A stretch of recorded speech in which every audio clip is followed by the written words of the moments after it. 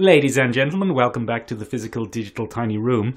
I am the co-host of the podcast, which is called Michael and Benjamin's podcast, and I am Michael. And I am joined by the man who has been called the man who has been retroactively fitted in since the beginning of Irish podcasting. It's Benjamin. Hello. That wasn't one of my best intros. Ben, I've had better. Hit the theme music. Theme music for the podcast. We don't actually have any theme music, but I hope someone will mix them up for us. I don't wanna name any names. Rachel, I hope it's Rachel. And we're back. And we're back. That's weird, because we didn't actually listen to the theme Yeah, music. we see, that's the illusion again, Michael. Again, you're just coming in, we've carefully crafted this wonderful illusion of what we do here, that everything is timed perfectly and that we're listening with the listener, and then you just come in with your size 25 boots and stomp it all to the ground. Boots don't go up to 25, Ben. That would be some sort of giant man. A giant man. That's why it's so funny in the tiny room every week. Oh, very good. Ben, we'll be able to see a giant man officially this week. Oh, yeah? Oh, finally. God. Yeah. What is it, August 2nd? August 2nd. Does anyone care anymore? I don't think so. No, I think it's lost its oomph. Yeah. A remarkable amount of people do not know why it hasn't been released. I was chatting to a friend of mine by Skype because it's the 21st century. And she was saying she's really pissed off at Marvel because she doesn't understand why they haven't released it. Oh. And I said, well, I could actually fill that gap in for you. We have a whole podcast you could listen to. And then I sent her there and I cut off the Skype conversation. Very She's not good. allowed to talk to me until she listens to it. Excellent. That's how you build listenership, Ben. What did you tell her? Did you blame the World Cup? World Cup. Yeah. The World Cup. That's what it is. Ben, speaking of things which were pushed back because of the World Cup, I saw The Incredibles 2. Ooh, excellent. Hold on, let me reframe the intonation on that. I saw The Incredibles 2. Oh, that's flatter. I know, but also the 2 was supposed to sound like a 2, like also it wasn't great. Anyway. But Ben, it's a good film. It's a good film, good Yes. little flick. Yeah, that's a good way of putting it. It's a good little flick. It's not as world-changing as the first one by any stretch of the imagination. No. It's an Ant-Man and the Wasp. Yeah. You know what I mean? Yeah, if it were in the Marvel Cinematic Universe, it would be one of the other ones. Yeah, look, Pixar's been going down for a while. It's now a sequel factory. Doesn't mean they can't produce good sequels. Very good sequels. Not saying they can't produce good sequels, but that spark, that big Pixar magic thing is not as evident. I think Coco was the last original thing they did, which was very good. I haven't seen Coco, Ben. Is it any good? It's very good, but it doesn't have any of the hype that they used to do. They're also now using the Disney formula where they use musical numbers to pep up their story. Yeah, that wasn't a traditional Pixar thing. Never a Pixar thing. Would you say, Ben, that Disney animation and Pixar animation have essentially blended into one, and they might as well merge them into one studio? I would actually argue that Pixar is now falling behind Disney animation. I think Disney animation has produced more interesting things in the last couple of years. Like a what? A Big Hero 6. Oh, I didn't really like that. A Moana. Was that not Pixar? No, that was Walt Disney Animation. Was that not Pixar? Studios. Oh, wow, that's big news. That's what caught you out there. So I would actually say that Walt Disney Animation Studios are a little bit ahead at this point in what they're doing. This is pure speculation, genuine question, Ben. I'm hitting you with a genuine question. Have they poached some of the creative talents from... I imagine they have. I don't have any stats on that, but I can't imagine. Well, I mean, there's the whole John Lasseter scandal. He's now stepped down. What did he do? He was a Me Too'er. Did he do tweets? No, he had to step down because he was an L harasser. Was he having an L grope? In the workplace. He was having an L grope. Of the lady animators. Of the lady animators. The animatrices. The animatrices. It makes them sound a lot more kinky than they actually are. Well, I don't know. I don't know any them, female animators. But he was having an L feel. I actually know one or two that are weird. Are they weird? Yeah, weird That's people. Good. Alienate the demographic, Michael. Animators are weird people. Animators are weird people. Fair enough. Anyway, what are we talking about? Mr. Lasseter has gone the way of the Weinstein. He's a dirty old man, and he's been removed from power. No. Anyway, look, it's a good film. The super heroics are good. It's the style. Everyone loves the style. Is it the 60s or not kind of look that it has going on. Everything looks like our Blue Yeti microphones. Yeah, which is nice. Yeah, which is nice. Not sponsored by Blue Yeti yet. Yeah. Get on it, Yet. But a bit of a lightweight plot. Oh, okay. Yeah. We went bare bones on the plot then. Not bare bones, just a bit lightweight. It's Okay. not you're not going to remember it in 10 years. Yeah. I remember. I haven't seen I remember the first one perfectly. Yeah, and I've only seen it I think twice, and I haven't seen it sticks. in years. And I remember things like the volcano lair and I remember Syndrome so well as a character and his motivation. He was a great. He's great. yeah, the villain in this isn't great either. But look, I'm not recommending it. It's a fine Saturday afternoon film that you'll thoroughly enjoy while you're watching it, and then forget about it afterwards. Yeah, if you have a sprog and nothing to do, head on down to your local cinema. If you have a sprog, as you've decided to use that word, you probably never have nothing to do. Yeah, that's true. Because they're real. That's true. handfuls. Because in the end, it is the hardest job in the world, Michael. That's what they say. Motherhood. Motherhood, the toughest job, but so rewarding. Ben's mother has recently started listening to the podcast, ladies and gentlemen, and he fears her wrath. You would too if you met my mother. Benjamin. Yep. What else are we talking about? Oh, speaking of animated studios merging together, essentially, Disney and Fox. Disney and Fox. It's a go. It's been a bleeding merger. Yeah. Been an L merge. Still hasn't actually happened, though, has it? No, but it has been confirmed. Yeah. It's finally 100% confirmed. Interesting news. Apparently, there are already plans for Galactus and the Fantastic Four. Ideal. Possibly. That's great. That is Silver wonderful. Surfer is going to make his big debut. I would imagine maybe we're going to go a cosmic Marvel route and introduce the Silver Surfer and Galactus outside of the Fantastic Four because they can do that now. Oh, very good. So I think maybe that's what's going to happen there. In the same style as a Doctor Strange, where you take a slightly obscure, niche, well-followed character. Like the Silver Surfer in this case. A B-lister. Another Ditko. Is that a Ditko or is it a Kirby? Kirby. Is he a Kirby? He's Yeah. Kirby. I'm sorry, guys. He's a Kirby. But one of the famous kind of big creator creations, and I think they're going to do that with him. Chris Evans has also weighed in. He wants a Human Torch, Captain America crossover, and he said, I want it in the style of Planes, Trains and Automobiles or The Parent Trap, so he wants to play himself in both and do that, which I thought was very funny. That was in a tweet. Wouldn't it be great if they did a Fantastic Four film and Chris Evans played the Human Torch for half of it, and then inexplicably Michael B. Jordan played him for the second half, and everyone kind of refuses to address it. And then they both switch into Killmonger and Captain America respectively at the end. Spectacular. That'd be very good. Ben, as you know, I would love for the X-Men to be introduced to the Marvel Cinematic Universe in a kind of from the start. Start them as teens, genuine. Do the original teens. team. Yeah, do the original team as young teens coming up in this world after the snap. Everything's kind of.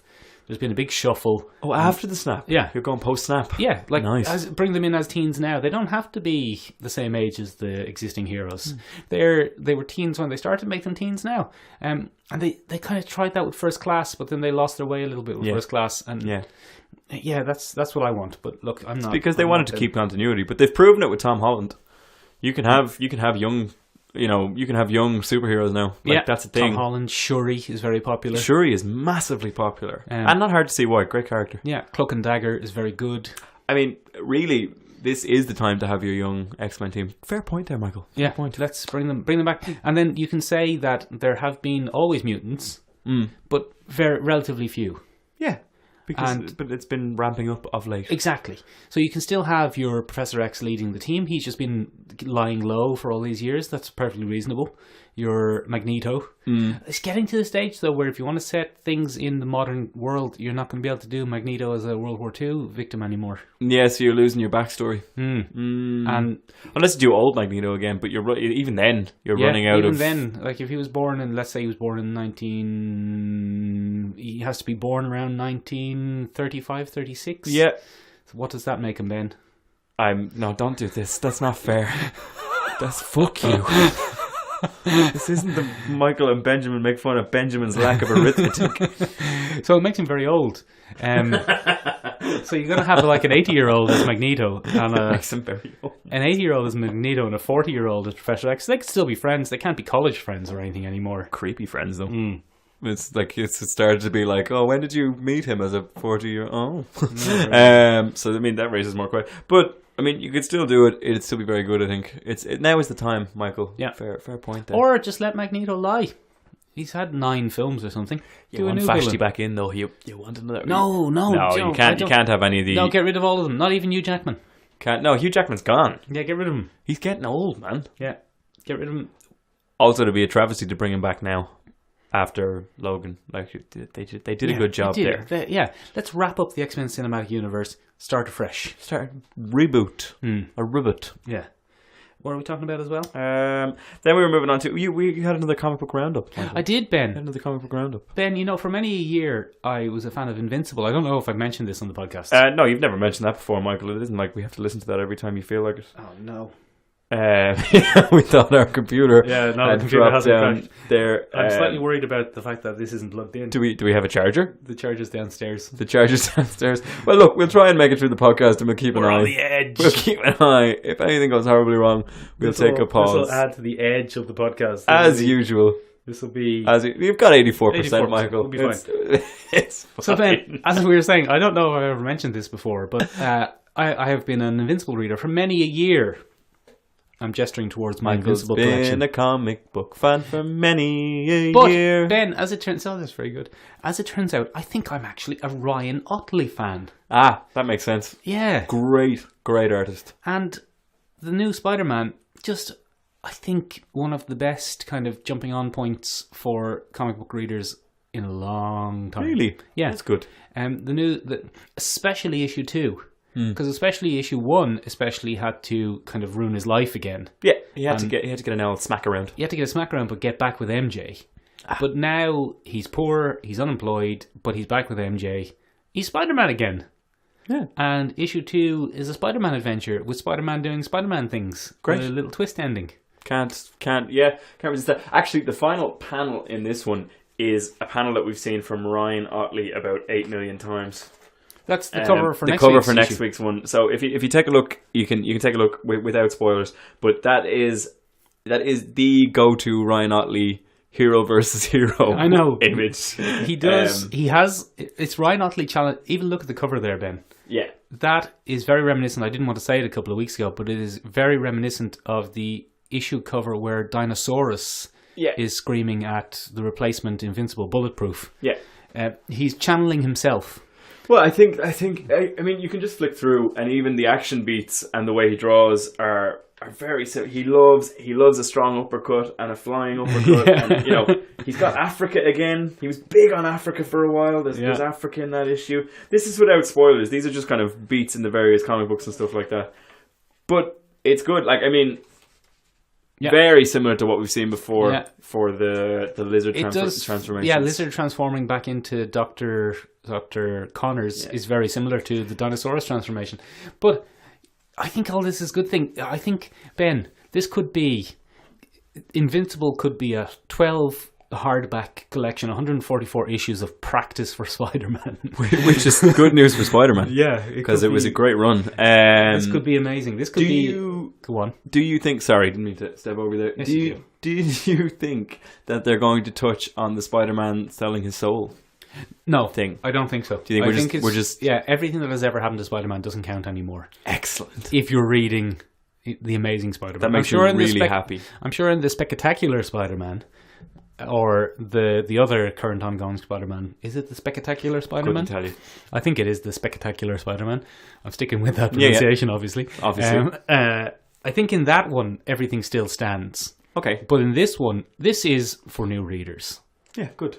This is, you've got an up-and-coming superstar artist who, after years of a single project, is now a free agent. And can do what he wants. Here wants. we go. This is it. This could be the start of something wonderful. And he is very much a superstar artist. He has an amazing range for what he can draw. Yeah, well, all his redheads do look quite similar. Yeah, no, but I mean in terms of if you need a robot... Yeah. Or if you need some future space MacGuffin tech, if you need, which is very good for Spider-Man because he's such a science-based kind of guy. A man turning into a thing. If you need a man turning into a thing, if you need a ray of some kind that looks kind of cool, Ryan Otley's your guy. Like he'll just go off and I always remember the really intricate panels for ships and stuff that he did for Invincible, which are really impressive works of perspective and kind of just like he's good. He's got a Mobius hand. He's a master of perspective in many ways. Yeah, he is. When someone gets uppercutted out of a panel, you really feel it. Yeah. Like that foreshortening on like how the feet are smaller, not just because he can't draw feet like Rob Liefeld. No, because it's an intentional part of the art form that enhances the viewer's relationship with the panel. Yeah, exactly. That thing you said. What's other news? Anyway, Speaking of Spider-Man, Yes. I have been. Oh no, not speaking of Spider-Man. Sorry, but speaking of Image. We were Since speaking we were of on Spider-Man. Invincible. Speaking of Image. What a segue, Ben. Deadly. Yeah, I didn't do the best job there. You're the segue man, not me. New trailers came out at the end. Kind of the lesser known trailers, I suppose, out of The Sunday trailers. The Sunday trailers, exactly. The ones that just slipped on by. Well, they didn't slip by us, just we had already recorded the podcast. Because we do it on Sunday mornings, remember? Yeah, so we were lazy and we didn't get all the trailers. But two interesting ones that piqued my curiosity or caught my interest. Deadly Class has been turned into a series. For those that don't know, Deadly Class is... For example, me. A series published by Image Comic Books, Rick Remender and Lowry, but I can't remember the artist's full name. It's great. It's set in the 80s. The 80s. Things were acceptable in the 80s. One of the best decades. Many of the best things came out of the 80s, Ben. Couldn't tell you. Gated Reverb. Gated Reverb. Yeah, that came out of the 80s. Was that what's a prime example of gated reverb? Something Michael? in the Air Tonight, Ben. By Phil Collins, Michael. I can't do it. You do it. Yeah, there you go. Me. You came out of the 80s. I came out of the 80s. Were you acceptable in the 80s? No. Oh. Who else came out of the 80s? Eliza Dushku. Oh, that's solid 80s work. Did she? I don't know. I don't know. We'll have to double check that. I'm going to check. Eliza Dushku could be my age. We don't know. I think she she was older in she Buffy. In her 40s. You do the thing. She was someone to look at. Anyway, Deadly Class is a really interesting thing. It's centered around a particular character who is a street urchin, street urchin. He's an orphan. He's living on the streets in recession America. Eliza Dushku, 1980. In recession America, he is very violent. He has a dark past. It's teased out over a couple of issues. Great art style, really clean. Anyway, he gets taken in by kind of a school of assassins for teenagers. They take in outcasts. They turn them into killing machines. Is this Mark Miller? This sounds like Mark Miller. No, it's much better than Mark Miller because it's not everybody comes together. It's not, you can't follow it easily. It's difficult. It's well told. Beautiful art style, really experimental stuff here and there with neon colours in the 80s and stuff like that. Very much coming of age, but real coming of age, not this like, oh, I have such a difficult decision, Dawson's Creek in the background kind of thing. It's more, no, but it's prone to like the temper tantrums of teenagers and stuff like that. Do you hate Dawson's Creek? I don't hate Dawson's Creek, but I don't think it's a very Is it because you never want to wait? I don't want to wait, Michael, for my life to be over. You know.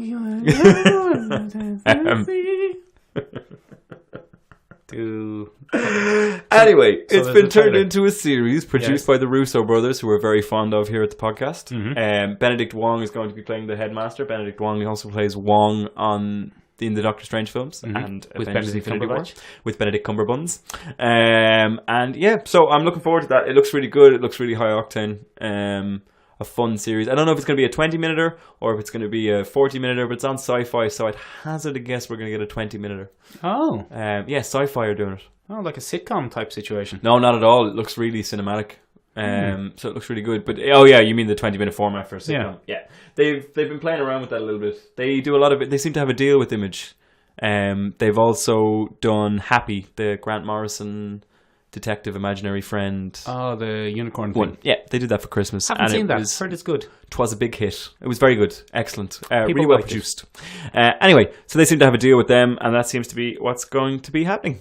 So I'm looking forward to that. And then another good news, you and I are fond of Gay Man. Not gay men, Michael. Well, although there would be nothing wrong with that if we were. Yeah. But Neil Gaiman, yes. in this particular case, I think it's fair to say we're both fans. I'm a fan of Neil Gaiman. We love a gay man. And that was intentionally wordplay. Sorry, guys. Anyway, it turns out that he had a very close friendship with Terry Pratchett before he passed away. He did. They wrote some books together. One of the books they wrote together. Very well done there, Michael. Thank you. One of the books they wrote together was Good Omens. Good Omens was a half and halfer that they wrote together about an angel and a demon who are trying to stop the apocalypse from coming to pass. Yeah. And it's being adapted into an L series. Isn't it by Sky? It is by Sky. I generally haven't liked the Terry Pratchett adaptations by Sky. What gives me hope for this one, Go on. first of all, is Go on. Neil Gaiman is actually on set. He's the consultant and producer. Right. Second of all, some stellar actors. You're not talking about your B-list British actors this time. You've got a Michael Bob Sheen. Hoskins. You've got a Mike. No. He's dead, isn't he? He's dead. Michael Sheen. Okay. Is playing the angel. Bloody only John Hamm John Hamm. playing another angel. Why is John Hamm a British actor now? Because he likes working with the Brits, I think. Okay. I don't know. He seems to like that end of things, and he gets a lot of work out of them. So Sure, yeah. why not? You're not going to say no to work, Ben. And then huge podcast favorite, bloody David Tennant is David playing Tennant. the demon. Oh, very good. So I'm cautiously optimistic. I think it's going to depend, because it's a Sky production. It's going to depend heavily on the actors more than the thing, because Sky has a little bit of an inhuman syndrome. Which, when it comes to special effects and stuff, It looks a little bit cheap sometimes. it does. I often think that they can be too faithful to the books as well. Yeah. They tend to film things which, I don't know, I don't like saying that, too faithful to the books, because When then you you get end in up with trouble. DC. No, then you end up with DC movies where you just go, oh no, that's unfilmable, that's unfilmable, that's unfilmable, Yeah. and then you end up bastardizing the characters. I don't know what it is. Look, Ben, I'm not going to say anything else because I haven't actually fully watched all the way through a Neil Gaiman adaptation. I just they just don't appeal to me. I don't know why. I prefer the books. And He's a much better writer. no, than sorry, he is. not the book, not Neil Gaiman. Terry Pratchett. Terry Pratchett. They're not. Usually, they have been subpar, to say the least. I haven't enjoyed them. Yeah, I think some people have though. I would think they're quite popular because Sky Bob keeps Hoskins. making them. Yeah, Bob Hoskins probably enjoyed them. When he was alive. Yeah. Is he dead? Is he definitely He's definitely dead. Oh, that's a Definitely shame. dead. He had Alzheimer's towards the end of his Did life. he? Like he Terry kind of- Pratchett? He kind of disappeared. Terry Pratchett was a much more functional Alzheimer's sufferer and actually chose to end his own life. Oh, You'll a recall. euthanasia. He was a euthanasian guy. One of my favorite things was that he demanded his laptop and all of the works he was working on when he got too sick to keep writing be destroyed, Yeah. so that no one could finish them. Yeah, I think that was a solid call. His daughter is quite prolific in sci-fi communities and fantasy writing and stuff like that. She has kind of stepped up to the plate there. But yeah, he had a lot of integrity there towards the end. My friend Jim is the Terry Pratchett of Facebook. How so? Every post that he makes on Facebook is very meta-referential and full of asterisks. Oh, that's good. And yeah, it's Is it Terry fun to read? yeah, Terry Pratchett. Well, it's just normal stuff, but he just loves an asterisk. Oh, why not? I've really just wanted to say asterisk a couple of times. Yeah, it's quite nice. For any of our ASMR listeners out there, you probably quite enjoyed that. Asterisk. So yeah. Anyway, cautiously optimistic for both of those. Actually, fully optimistic for The Deadly Class, because I really enjoyed that comic. I think it's incredibly well written. Sorry, I am very loud today. You're peeking away over the levels. So I'm gonna take a step back here because my loud booming voice got excited. Hi, I'm Ben, and now I love it's- stuff. I'm real happy about stuff that's happening. Oh, I can't wait to see that. I'm Ben. Now God you're damn it. blasting. We might do a little bit of noise reduction in post edit today. Yeah, if the battery doesn't die. If the battery doesn't, how are we doing battery wise? We're all right, Seems, we're all it right. seems it's going strong. Yeah, we're all Welcome back to Is It Gonna Die Before We Finish the Podcast? 3 hours The and podcast where we're always on edge. 3 hours and 45 minutes left. That's We're- never accurate. we're fine. That's never accurate. Anyway, Yeah, go on. moving from your comic roundup this week where you read The Amazing Spider-Man, did. I have read 2 comics this week. Go Justice League Dark is one of them, and Venom, the new Venom run, is the other one. Are you aware of what's happening in the Venom comic at the moment? No. No. Basically, the old symbiotes are having their backstory fleshed out. Major League. It was only a couple of years ago that we found out There's a whole planet that there's of a them. whole planet of them. They have a god. They have a god, exactly. So you are kind of aware of what's Oh, is happening this what in you're... the Okay, yeah. sorry. So the god has now been given a name. He's Okay. called Null with a K, a silent K. Wasn't that the Hulk's? No, that was Clu. Yeah. which is much worse. That's canon, by the way. That pops up now every now and then. Clu. The Hulk. Yeah. Oh, yeah, he was in Defenders. He was in a whole run of the Defenders, which was an alright run. A bit weird. Bit weird. Anyway, Marvel seems to have no problem having weird runs just slapped in. Like, they never seem to worry about stuff like that. That's how comics work. Yeah, I suppose.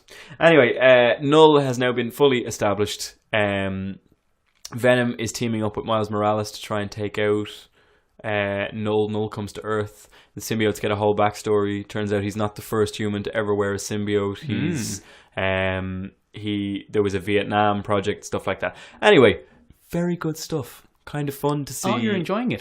Yeah, kind of fun to see. Recently been revealed that Null is one of the Marvel creatures to exist before the Big Bang and the Celestials. So he's one of those. He's also the source of the Necro Sword that Gore the God Butcher uses. Boo. Yeah, see? So we're starting to stitch stuff in. Boo.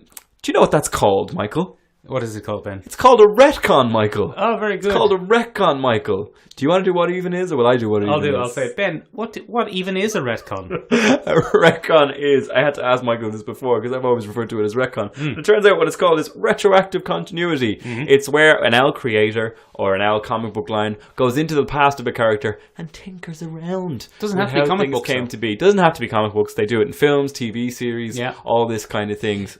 Basically anything that runs long enough where the creator's original idea for the story has run out. Yeah. And you go, how are we going to milk more out of this? Yeah, we wrote ourselves into a corner and now we're stuck. Yeah. And we go back and retcon. Now, occasionally, these can have fantastic results that deepen your love of the character and help you to engage more in the world that they've built. That's right, Ben. More often than not, in my opinion, that's your opinion. It does the opposite. It kind of seems like a cheap cop out of something, and you're going back in. I mean, there's. I think the more guilty company for this kind of thing is DC. I don't know. I disagree. I think Marvel do it obnoxiously sometimes. Obnoxiously, okay. So DC are very fond of a full reboot, as opposed to a retconning, which I suppose is the more responsible way to do your retconning. Marvel kind of just do, but the whole time. I think one of the big ones that I think Marvel is guilty of lately is the prehistoric Avengers. Go on. This Stone Age Avenger prehistoric Avengers, where it turns out that Odin was Thor before Thor was Thor, and there has always been a Black Panther. Yeah, there's and always the been Phoenix a Ghost Force Rider. was always, and there's always been a Ghost Rider that rode around on a mammoth. A fiery mammoth. And there was a Hulk. There's a weird. There's Hulk always been creature. a kind of a Hulk, and there's always been an Iron Fist. Yeah, it reeks to me as a one-panel gag that someone liked too much. Exactly, and now they've turned it into it's the core of the Avengers run at the moment. Yeah, which I don't agree with. And they seem to be a little bit guilty of it here with Venom. There's two things I like about this Venom retcon. One thing is it gives you a deeper understanding of the symbiote, which is cool. Yeah. It gives that universe a little more fleshing out. What I don't like now is the character of Null. He's suddenly an all-powerful being that we've never heard of before. Where's he been? Exactly. So these are the two types of kind of retcons that you find. There's the big lie retcon, and there's the new info retcon that you never knew before, that the characters were unaware of. We're doing a whole analysis, aren't we? This is exciting. Hold on, I'm going to bring my mic a bit closer. I was thinking about it, and what really brought it to my attention was the Venom idea, okay? So there's I'm very loud today. There was the Venom idea, and then the new information one is usually the easiest way to do it. It's just information that characters didn't have before, and it works well with certain elements. So, for example, the Venom symbiote has always been mega mysterious as a thing. Yeah. We don't know where it came from. So, in that case, fans were really always waiting for a bit more. I wasn't. Not all fans, but you could easily introduce new information about that thing, and provided it's not contradictory or ridiculous or contradictory or whatever, you can kind of, it's okay, you can do that, it's fine. The other type of retconning, and Marvel is guilty of this as well, is the big lie retcon. One of the ones that I remember really well is when Scott Summers, or Cyclops, is shown to have a brother. Another brother. So he has Havoc, but he has an illegitimate brother that his father, Corsair, had in the stars. But even his first brother, Havoc, was a retcon. Was he? Yeah. I mean, he came onto the scene later, and it was like, my powers don't work on him. I wonder why. He's your brother. Surprise. So the one that I thought was ridiculous was when this character was introduced as Vulcan. Vulcan is like a superpowered Superman kind of character. Yeah, one of the most powerful mutants. But it turns out they take the Uncanny X-Men, which is where they introduce Storm, Wolverine, Colossus, Was that Nightcrawler, with Joss Whedon? Banshee. No, this was way back in the 80s. I want to say Okay, the 80s. right, go on, you know, where they introduced the new line Yes. of X-Men? And they had this whole thing about Krakoa, the island of Krakoa, which turned out to be a giant mutant, and it was a whole thing. But it turns out Go on. that Scott Summers actually originally went to Krakoa in the retcon. He went to Krakoa with another team of X-Men, and they were all murdered. Yeah. And then he went back to Professor X. Professor X wiped his mind and sent him back with a new team. What a big lie. So, this is a huge lie. It takes what is traditionally a great story, where you see a team come together, they bond, they rescue the original X-Men, it's the whole thing. And it turns out this was all an elaborate lie developed by Professor X, who is a real dickhead. Yeah, is a real dickhead.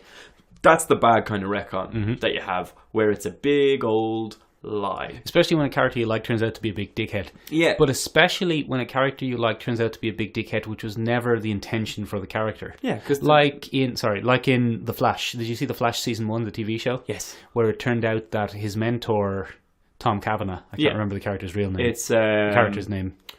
Oh no. Tom Cavanagh's the actor. Yeah, anyway. Harrison Wells. Where it turned out that he was a big dickhead the whole time. Yeah. Grand, because that wasn't a retcon. They knew that from the moment they started writing that character. He's going to turn out to be a dickhead. New information that the characters didn't have. Yeah, exactly. Not a retcon. But the Professor X is a dickhead. Definitely a retcon. Came out of the blue. Like, although Professor X is full of retcons. He had a secret twin as well, remember? Yeah, in the womb. In the and womb. she went to Cassandra. Nova, is that what it is? Yeah. Yeah, I don't know. Just not a fan. That was Mark Miller, wasn't it? Marvel has done that with a lot of its characters. Wolverine is always getting a retcon. Yeah, he loves the retcon. Are you finished talking about Vulcan? Because I realised I cut across you. Yeah, no, I'm finished talking. No, it was just an example to me of a huge retcon. So I thought, Michael, what we do today is we take a look at different retcons that we've seen throughout our collective history, and we'd put them into two categories. We decide whether it was a long lie. Yeah.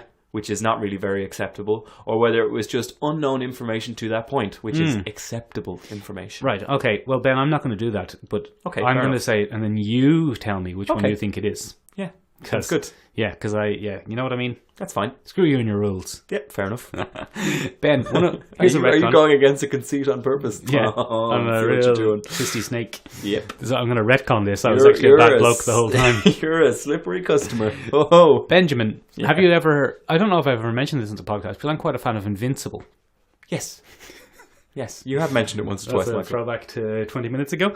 The central conceit of Invincible, Ben, if you remember, was basically a Superboy tale where we follow a young Superman in training. His father is essentially Superman. He's called Omni-Man, but he's essentially Superman.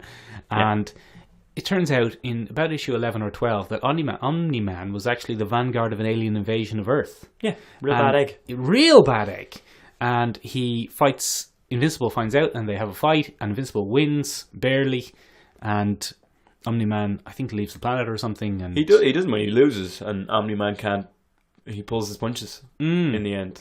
Yeah, he can't kill his own son. Yeah, and then he kills all the other superheroes. Who have found out. Real bad egg. Yeah, he's a real bad egg. But that later gets retconned. Oh no! That gets retconned to that before the fight, he had been having second thoughts about this whole invasion thing. No. And it undermines, in many ways, the central great twist of Invincible, the early going, was that his dad was evil. Yeah. His dad comes back as a good guy a few issues later. Now, here's the thing, right? You see your face, your little disapproving look. Yeah. It leads to great stories. Yeah, okay. And his dad becomes a really important character, really huge, divisive character in the whole universe that he creates. One of the strengths of Invincible is that it's on its own. Yeah. So his dad flip-flops between committed and non-committed, but that doesn't ruin other books. Well, that's handy. Yeah, so you know what I mean? So there's not another book going on where you have the evil dad and then another one where he's mostly good. Yeah. Just following this one story. Now, to me, that was a retcon because to my mind, I don't know. I'm not a mind reader. I don't know what Robert Kirkman was planning. Sure, but it seemed to me like that was the central twist, and then he rode back on it and said, "Oh, actually, you know what? There's more we can do if his dad was conflicted the whole time, as opposed to just a flat out baddie." Yeah. And he does that a few times, does Robert Kirkman. He categorically kills off characters and then rolls it back a while later. Yeah. It's one of the reasons I think that Robert Kirkman is best suited to writing in his own universe instead of being lent characters. Yeah, because he does a butchering of them. Yeah, because he has to really forcibly roll back things. He's done that before. You remember the Ultimate X-Men run? Exactly, yeah. Where, he introduced a character called Magician, and Magician basically eliminates the entire team in 25 seconds flat. And then at the end, it's like, oh, well, I'll just use my reality warping powers to switch everything. Also, that at the end of the Apocalypse saga in the Ultimate... Anyway, Kirkman does that a lot. Kirkman does it a lot. He loves a hard retcon. So, I didn't, Ben, when I first saw it, like that retcon. But I appreciated that it was the right choice in the end, I think. You tell me what you think of that quandary. That is an interesting quandary. Well, it's definitely... I would go out on a limb and say, in my personal opinion, he probably didn't intend to bring him back as a goodie. He probably didn't intend for that to happen. I think what probably was... Oh, wait, sorry, hold on. Sorry to interrupt you. What did my good lady partner say was the word we have to use was a boldie? A boldie, yeah. Not a baddie. So it turns out Boldie or Dead is a game that Michael and his good lady friend play when they're watching television. Yeah. So Boldie is now going to be the podcast term for a bad egg. Yeah, or bad egg. That we use in... So we have bad egg or Boldie. Boldie egg. It doesn't have the same. Bad egg or Boldie. Bad egg or Boldie. He was a Boldie. It was a great way of pushing the drama, and that it was a fantastic twist. Yeah, that one of the best twists. Changed the narrative big time. In a great way, in a really tried and tested story. It was a great way to shake it up, and but I doubt he ever intended to use him as much as he did. Yeah, he came back an awful lot, and an awful lot of people forgave him very quickly. For a man that destroyed, half the planet. Well, Superman. Did he do that? Well, the Man of Steel. Oh yeah, okay. But we've complained about that massively on the podcast before. Yeah. So superheroes tend to get a lot. People forget what superheroes did. A lot of collateral damage. Like they let Magneto on the X-Men an awful lot. Yeah, that's fair. For a man who's killed a lot of people. He did pop along an awful lot. Yeah, to be fair, we have a little bit of moral flexibility when it comes to recruitment drives. But you're right. It did have fantastic stories, so it had unexpectedly positive consequences. But it's hard to give out about it from that perspective. When it's done well, and recovered well, very disappointing in the short term. Yeah, absolutely. But worth it in the long term. That's a quandary. Yeah, isn't it? Talk about another one. Yeah. Another one that I have that I think is very, very good and helped to kind of expand a universe was Firefly or Serenity. Oh. But in this case, they retconned a particular type of character in the show. They retconned the Reavers. Oh. The Reavers. In Firefly, the series, the Reavers... well, first of all, for anybody that doesn't know what even is a Reaver, a Reaver is kind of like a mad, redneck, hillbilly... Cannibal. Pioneer, cannibal... kind of thing. Outer space kind of thing. And they all band together, and you can always spot a Reaver because their ships are barely functioning and they're kind of cobbled together. And they're known for the most horrific acts across the universe. So horrific they can make you into a Reaver. Yes, that they can make you into a Reaver. So there's two famous examples of this. And one is they have an episode called Bushwhacked. Yeah, I think so, yeah. I think it's Bushwhacked. Anyway, Reavers attack them on the planet. While they're pulling a bank job, one guy gets pulled off by a Reaver, and rather than go back, they get pulled off the Firefly crew, Mal's little ship, and rather than go back and save him, which is what his lieutenant wants him to do, Mal actually shoots him straight through the heart and kills him, so that he doesn't have to face the horrible acts. The horrible acts include cannibalism while he's still alive, raping, no good, psychological torture, stuff like that. So eventually, they actually worse save than John Lasseter. Yeah, worse than John Lasseter. John Lasseter times 1,000. And they don't. The worst thing about the Reavers is they don't just stick to lady animators. They they destroy everything in their path across the cosmos. And in one episode, they find someone who has been tortured and abused by the Reavers. On an abandoned ship. On an abandoned ship. One of my favourite genres, Ben, as you know. You love an abandoned ship. You love a ghost ship. Yeah. And they take him on board, and slowly he begins to go insane on the ship. Yeah. And Mal posits that basically the only way to cope with the psychological trauma he's done, he has to do what he saw. And kind of repeat that behavior. And so the Reavers became this kind of horrific concept of indoctrination, kind of like a Wendigo, I guess. If you looked at it as a space Wendigo, it's the pioneers that went out, went mad, and came back. Although if you're a Supernatural fan, you'd have to say Wendigo. Wendigo, which I will not say. Good. So Sam Hain. Sam Hain, which is not how you say sound, but okay. Anyway, if you take a look at that, the explanation given is they're men that went to the edge of space, stared into the void, and went mad. Yeah. Which is cool, but it doesn't really... A bit vague. It's very, very vague. Very, very vague. No, we're pronouncing that vague now. You're pronouncing that vague. I'm pronouncing it vague. But then in the Serenity movie, when we've learned more about the goings-on. The goings-on, and especially about the big evil Confederacy. Not Confederacy, what's it called? I can't remember. You go. I'll look it up. Anyway, it is the Confederacy by any other name. They're the core planets that kind of band together. They're also a bunch of boldies or bad eggs because they experiment on their populace and look into different ways of mind controlling. That is where River comes from. River is an experiment by the Federation? Is it the Federation? I don't think so. That's Star Trek. The Alliance. The Alliance. Sorry, it's called the Alliance. They're a bunch of bad eggs, and they are always experimenting into ways to make the populace more compliant.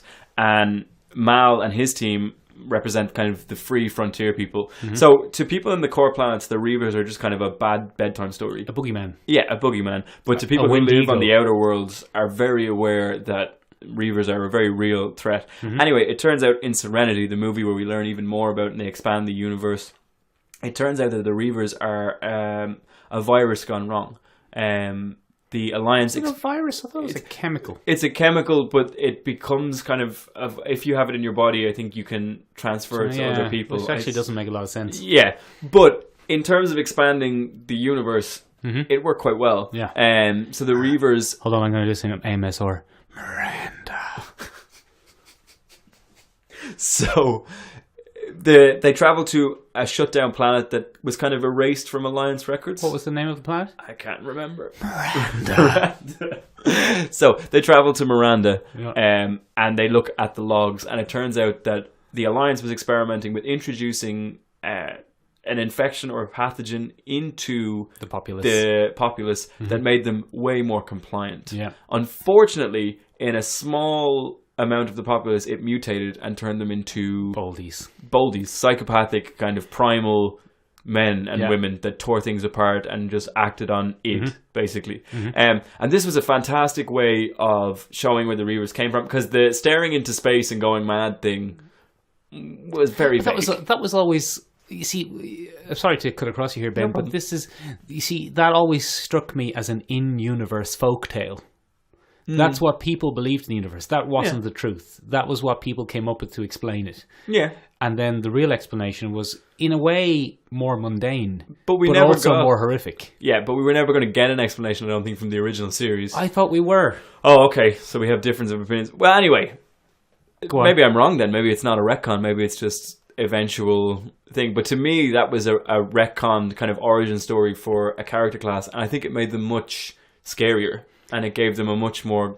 But it also helped to enhance the villainy of the Alliance. It also helped to show you just how far they were willing to go. I don't agree with you that that's a retcon. Okay. I think that was his intention all along. I think that was going to be revealed in season 2 or 3. If that is the case, that is the best Joss Whedon thing that I have ever seen. It may well be. Yeah. It may well be his master... Well, Avengers. Speaking of Joss Whedon... Go on. It's not really in retcon territory, but it slightly is. Did you hear that he admitted that he had no idea what he was going to do with Thanos?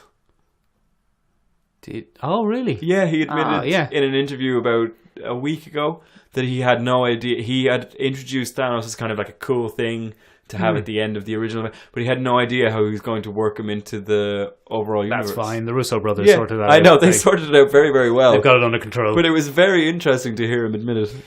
As you know, I'm not a giant Whedon fan. There are very few things that you prefer your Whedon's average size. I prefer average Whedons. It's too big. I can't enjoy myself. He's doing a new Buffy now. Oh, no. So he'll be surrounded by impressionable young actresses. Oh, God. Whedon 2. That'll be nice. Hashtag Buffy 2. We too. Yeah, whatever. You can take your pick. If you got another thing to talk about? But no, if you have one, I'd be more than happy to hear it. Do you want to... Oh, I have two bad ones here. Which one do we want? Go movies or TV? TV. TV, okay. Yeah, well, we just did TV, so... Hydra, Ben. You've heard of Hydra? Oh, God. Look, I'll hit you with both of these quickly, because they're both kind of stupid. Hit me with your best shot. So, Hydra, Ben. What's Hydra? Tell me what Hydra is. Hydra is the famous organization that... Well, not famous. The infamous organization in the Marvel Comics that started in World War II under Baron Strucker. Right. Baron Strucker was a left-hand man to the Red Skull and Hitler. Yeah. I think opposite sides of the same coin. Anyway, they want to take over the world. Yeah. They're a bunch of bad eggs. They want to take over the world with science. Yeah. And kind of vague Nazism. Vague Nazism. Not anymore, Ben. No. Not if you're a fan of Marvel's Agents of S.H.I.E.L.D. Oh, God. If you're a fan of Marvel's Agents of S.H.I.E.L.D., Hydra actually comes from before humanity, when the first Inhumans were created. And one of them became too powerful. So he was exiled to an alien planet using a monolith. Because he was the most powerful Inhuman. Boo. And then a secret society formed, determined to bring him back. Boo. And they spread throughout history to be Hydra. And then when the Red Skull came along in Captain America the First Avenger, he kind of hijacked Hydra for his own needs and lost sight of the original, real purpose of Hydra. Boo. So the real meaning of Hydra was a group of humans and Inhumans who wanted to bring back the most powerful evil Inhuman. That's what Hydra really was. Okay, so this combines, first of all, one of my favorite segments of the podcast, Ben's Retractions, and a new third category for not Ben's Retractions, a new third category for our retcons. It's the why would you do that? Oh, very good retcon. Because Hydra is a perfectly good organization as a human organization. It doesn't need deeper roots. No, it really doesn't. It had a great origin with a solid reasoning behind it. In fact, the movies did an even better job of cleaning it up because Red Skull went off on his own agenda outside of Hitler. He had no interest in Nazism. He used Hitler to amass resources and following, but he had no intention of following Nazi program or anything like that.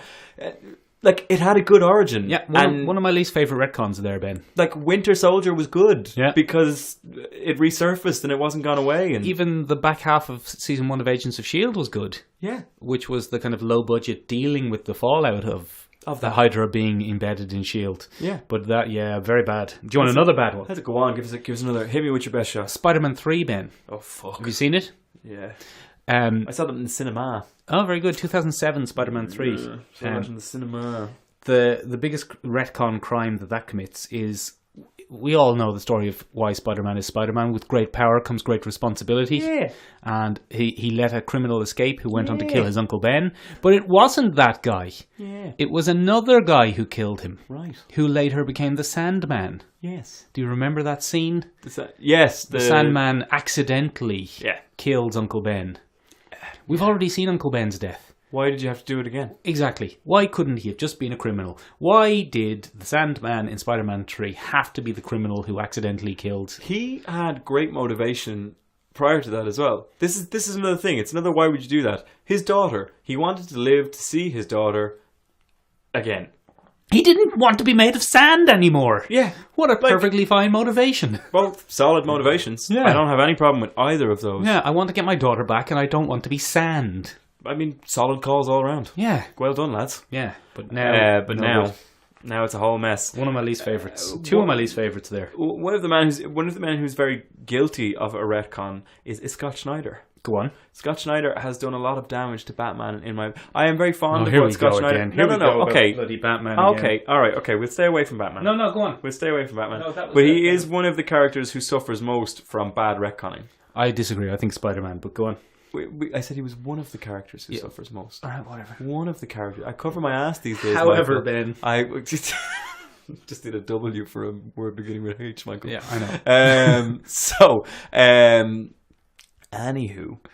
Scott Snyder Batman. Scott Snyder Batman. He is constantly retconning hard with Batman. For example, Barbatos from the Dark Knight's Metal series has always followed Batman. I don't know who Barbatos is. Barbatos is the dark god from the multiverse that introduces all the bad things. But it turns out Barbatos has always been there. Mm-hmm. And everything Batman has done has been leading to the moment where he could let Barbatos through. I just don't know where these ideas come from. I don't like them. It's too big to be successful. Right. You've heard the phrase too big to fail, but sometimes with a retcon, there are too many knock-on domino effect implications that would have affected the universe in a massive way. Like every time the Joker nearly killed Batman, that would have ruined surely Barbatos would have stepped in. And, but he only nearly killed him then. But you see, that's the thing. Either Barbatos is omniscient and knew that he wouldn't die, or... And that means he would never have failed, because he fails in the Dark Knight Metals series. That's not a spoiler. It's all. So this is the thing. The implication is too big for that to be consistent. Superman is never taken into account. He's only used as a pawn. This makes Batman the center of the universe, basically. And I just don't. It's too big for that to be... It's ridiculous. Yeah. And then the Court of Owls, it turns out, had always been working with Barbatos. And the Court of Owls was actually a decent Batman edition. It gave him an interesting foe. It was kind of a 1% tap into the zeitgeist thing where like the rich people were controlling everything. But it just goes back and it kind of tears all this apart. I just don't understand it. You've never... But like, there's no... The other thing is, I hate when there's not a single mention of it.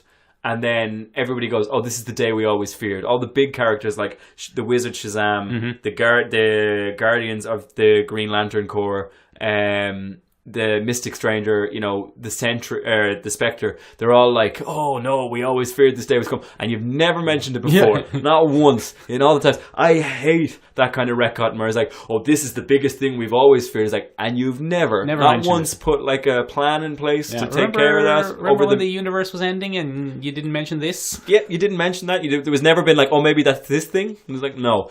That's the kind of retconning I hate more than anything. Here's a Spider-Man one, right? Yeah. Another Spider-Man one. How many superheroes resulted from that bloody spider? It bit Spider-Man, right? Yeah. It bit Peter Parker. Yeah. And turned him into Spider-Man. Yeah. Later, it turned out that it was magic. It was actually sent there by a spider god. Oh, fuck. But it was sent there by a spider god to give him powers of the spider totem. J. Michael Straczynski. He gets a bit carried away. I don't like J. Michael Straczynski. Anyway, then it went and bit classmate Cindy Moon. Cindy Moon, who I've never heard of before. Korean American. Handy. And it gave her powers too. Is she Spider Silk? She's Silk. But the reason you've never heard of her is she was taken away by the government and hidden for years. So that's why Spider-Man was active. Also present that day was Jessica Jones. Because Spider-Man's... She had a crush on Peter Parker in high school. I recall this. Too much. Yeah, too much for one incident. Yeah, too many things have been stuck in there. Also present was JFK, and he was there in the spider room. Lee Harvey Oswald. Lee Harvey Oswald was inspired to shoot him because... By seeing a spider pass along. Exactly. Other things that were dependent on that one moment in history, Cuban Missile Crisis. The spider then actually led him to a time machine that sent him back to shoot Martin Luther King. When was that? That was before JFK, I think. No. Yeah. Was it before Spider-Man? Possibly. I don't know. It doesn't matter. The magic spider changed everything. Yeah. Magic is always a fucker, though. Get out of here, just like some messy stories. Anyway, ladies and gentlemen, let us know down below if you have any retcons that you absolutely hated. Do you have any beloved characters that were spoiled by retcons? Did you have any really nice storylines that were spoiled because sometimes it's good by a retcon? Or if you have something that was made better by a retcon, for example, an Invincible that isn't really a retcon, but it might be. Or Firefly. Please let us know down below. We'd love to hear what you think. As always, you can find us on Facebook. You can find us on Twitter. Podcast. Or you can find us on our preferred medium, which is Instagram. We are on Instagram. We'd love to have you engage with us and let us know what you think. Yeah. I think that's all from us, Michael. Listen to iTunes. there's an old iTunes knocking around out there. If you could give us a review on iTunes, but only if it's a 5-star review. Well, I mean, yeah, don't give us a crap review, please. Give us an review, because that does help us spread the podcast a little bit more, like your favorite infection. And then like my leg update. Leg update. Quick. I have a big hole in my leg. I have like a, let's say, up to your first knuckle of your thumb sized hole in my leg. That's a deep hole. Yeah, it's pretty deep. It's healing from the inside out. So things are on the up. Yep. So if you want to wish Michael well, you can leave us a comment down below wishing him better. And aside from that, we're still on SoundCloud, so check us out. Yeah, bye. Bye, everybody. Bye.